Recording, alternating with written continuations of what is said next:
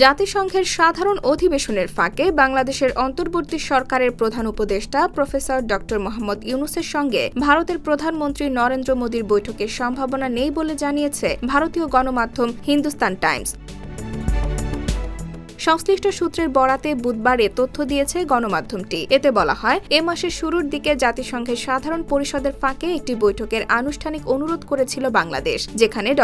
ইউনূস ও মোদি উভয় উপস্থিত থাকবেন। তবে এই আনুষ্ঠানিক বৈঠকটির সম্ভাবনা নেই। ঘনিষ্ঠ একটি সূত্র হিন্দুস্তান টাইমসকে এ তথ্য নিশ্চিত করেছে। সূত্র জানিয়েছে, শেখ হাসিনা সরকারের পতনের পর থেকে ঢাকা দিল্লির দ্বিপাক্ষিক সম্পর্কের মধ্যে যে উত্তেজনার সৃষ্টি হয়েছিল তা লাঘবে এ বৈঠকে আগ্রহ দেখিয়েছে ঢাকা। তবে এ ধরনের বৈঠক ভারতের এজেন্ডা নয়। এছাড়াও যুক্তরাষ্ট্রে মোদির 3 দিনের একটি সফরের পূর্ণাঙ্গ সময়সূচি নির্ধারণ করা হয়েছে। তিনি 21 September Delaware Wilmington Quad leader সামিটে যোগ দেবেন। 23 সেপ্টেম্বর মোদি জাতিসংঘের সাধারণ পরিষদে ভাষণ দেবেন। তাদের একজন বলেন, প্রধানমন্ত্রী মোদি নিউ ইয়র্কে সাধারণ পরিষদের সাইড লাইনে কিছু দ্বিপাক্ষিক বৈঠক করবেন বলে আশা করা হচ্ছে। তবে বাংলাদেশের অন্তর্বর্তী সরকার প্রধানের সঙ্গে বৈঠক তার সময়সূচিতে নেই। এছাড়া যুক্তরাষ্ট্রের সাবেক মার্কিন প্রেসিডেন্ট ডোনাল্ড ট্রাম্পের সাথেও দেখা করার কথা রয়েছে নরেন্দ্র মোদির। তবে তাদের সাক্ষাৎ কোথায় কখন হবে সে বিষয়ে স্পষ্ট কোনো তথ্য নেই।